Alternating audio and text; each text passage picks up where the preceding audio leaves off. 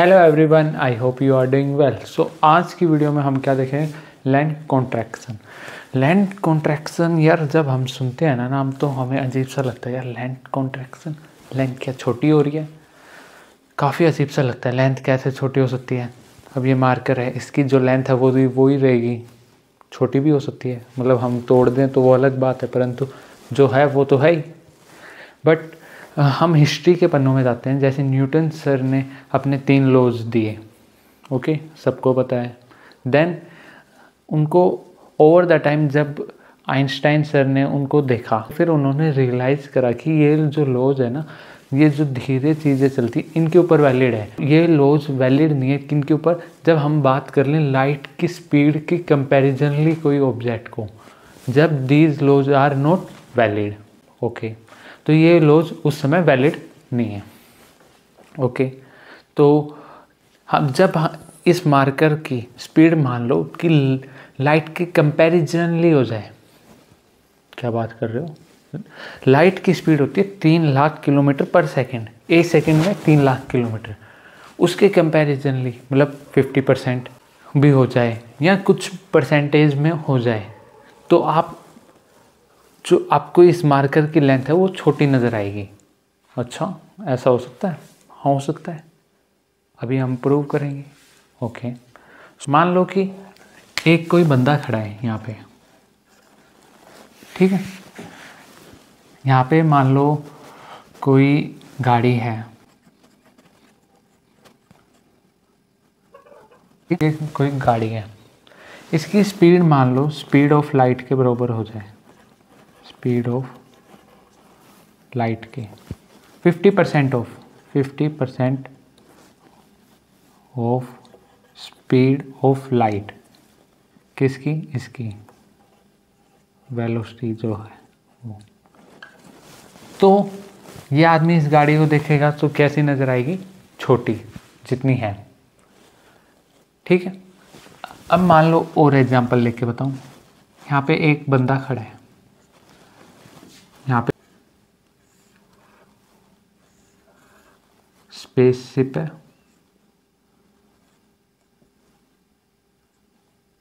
ठीक है। यहाँ पे मान लो इसमें कोई स्केल है, स्केल की लेंथ मान लो 100 सेंटीमीटर है, ठीक है।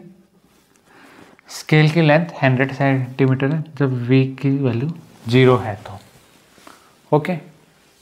लेट्स सपोज v की वैल्यू हमारे पास 50% ऑफ c, 50% ऑफ c, तो स्केल की जो लेंथ है वो कम हो जाएगी। कितनी हो जाएगी? Nearly 75 centimetre, okay. v की वैल्यू हमने मान लो 75 कर दी, 40 सेंटीमीटर का स्केल हमें नज़र आएगा, 20 सेंटीमीटर का स्केल हमें नज़र आएगा। v की वैल्यू हमने कितनी कर दी? 90% ऑफ c कर दी, ठीक है। जब ये बंदा इस स्केल को देखेगा, जब इस स्पेसशिप की वैल्यू 90% ऑफ c होगी तो हमें ये स्केल 100 सेंटीमीटर का नज़र नहीं आएगा, 20 सेंटीमीटर का नज़र आएगा। ओ यार, सही में? हाँ। अब इसका प्रूफ देखते हैं कैसे होता है। हम मानते हैं कि इसके अंदर 2 फ्रेम हैं जो इनिशियली एक साथ होते हैं, बट ओवर द टाइम एक फ्रेम रेस्ट पे रहता है और एक मूव करने लग जाता है।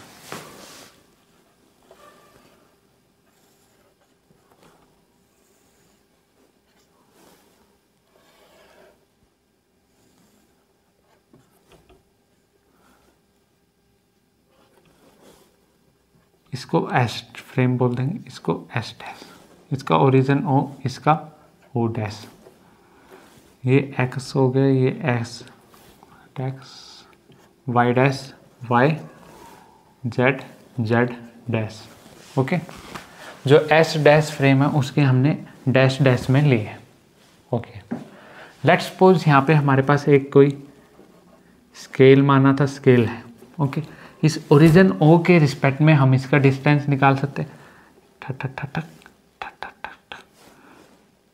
तो हमने मान लिया ये भैया यहाँ से लेके इधर इस पॉइंट तक का x2 डिस्टेंस है और इसका है इधर पॉइंट वाले का x1।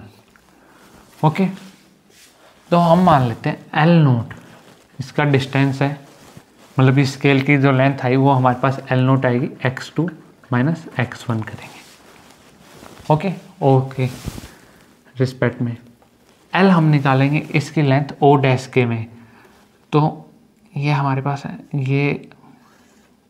ये पॉइंट जो है इधर का स्केल वाला, तो इसको x2 डैश और इधर वाले को x1 डैश मान लेंगे। अरे यार देखो यहाँ पे हमने ये मार्कर रख दिया, ठीक है, ओरिजिन O यहाँ पे, यहाँ से इसको x2 मान लिया, इस पॉइंट को, इसको x1, तो x2 में से x1 को माइनस करेंगे तो इसकी लेंथ आ जाएगी। सेम विद O डैश के लिए। ओके, तो हम लिख देंगे x2 माइनस, ओके, इसको इक्वेशन नंबर 1 ले लो ना, इसको इक्वेशन नंबर 2। हमने लॉरेंस ट्रांसफॉर्मेशन इक्वेशन पढ़ी हुई है, तो उसकी पहली इक्वेशन का हम यहाँ पे यूज़ करेंगे। तो हम क्या लिखेंगे, according to Lorentz transformation equation का हम यूज़ करेंगे, क्या थी, x is equal to X dash plus V T dash upon में 1 minus V square upon C square, ये हमारे पास थी। ठीक है, अब यहाँ से हम x की जगह एक बार x1 पुट करेंगे और एक बार x2, तो हमारे पास क्या निकल के आएगी, ये हमारे पास निकल के आ जाएगी इक्वेशन। ठीक है, दैट इज इक्वेशन नंबर 3 और एक बार x2।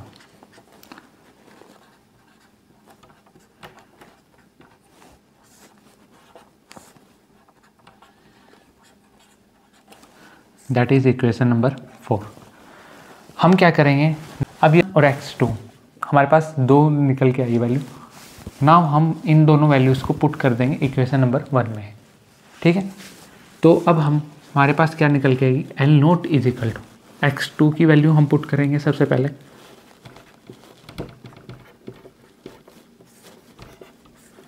देन x1 की माइनस x1 की वैल्यू हम पुट करेंगे।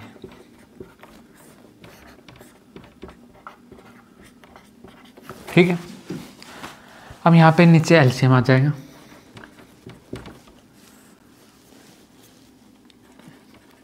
ऊपर क्या बचेगा, ये नेगेटिव में हो जाएगी, नेगेटिव आ गया तो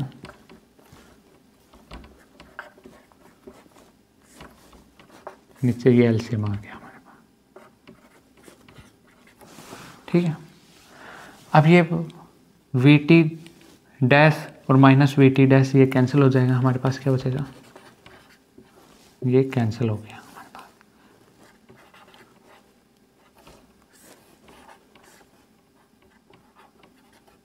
अब ये हमारे पास बचा।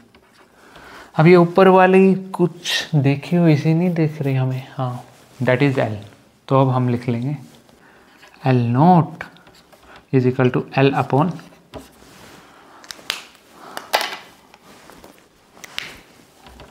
वन माइनस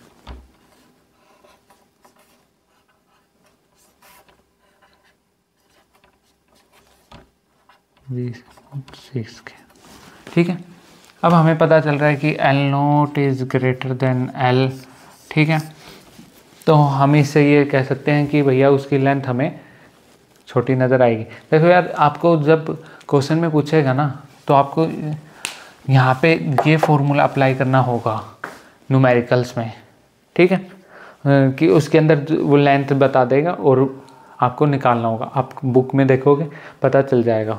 ओके, सो और आपसे ये पूछ ले तो इतनी बड़ी कोई इसकी डेरिवेशन है नहीं, एक छोटी सी डेरिवेशन है, मेरे हिसाब से 2 नंबर में पूछ सकता है या 2 नंबर से ज़्यादा में इसका लगता नहीं, क्योंकि इसके अंदर सिंपल से ये इसके अंदर x1 x2 पुट कर दिया, ये 2 निकाल ली और ये तो ईजी सी है। सो चीज़ों को लिंक करते हुए पढ़ते हुए चल रहे हैं और रिलैक्स रहें। Always keep smiling. All the very best.